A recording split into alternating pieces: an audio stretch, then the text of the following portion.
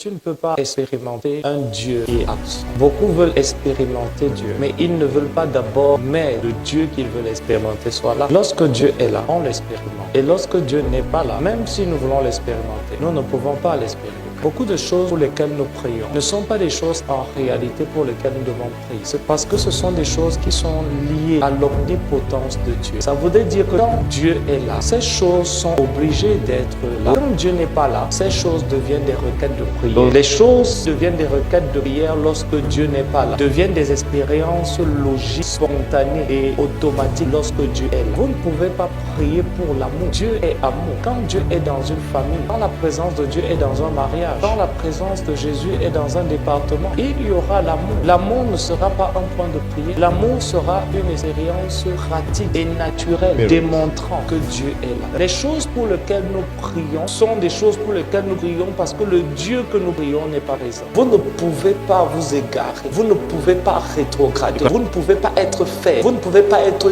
déchu. Vous ne pouvez pas être détruit si Dieu vous parle. La parole de Dieu est le signe même de la présence de Dieu. La preuve qu'un homme est dans la présence de Dieu, c'est qu'il vit l'expérience pratique de la parole de Dieu. Il est impossible pour un homme qui n'entend pas Dieu de ne pas tomber. Un homme ou une femme qui n'entend pas Dieu est déjà tombé. Parce que la ligne de démarcation, la juridiction de la présence de Dieu est une juridiction gouvernée par la loi de la révélation. Aussi longtemps qu'une personne est dans la présence de Dieu, elle va expérimenter sans le demander la révélation, la parole de Dieu. C'est pour ça que toute personne qui n'est pas sensible au silence de Dieu n'est pas sensible à la présence de Dieu. Parce que le silence de Dieu est le premier symptôme de l'absence de la présence de Dieu.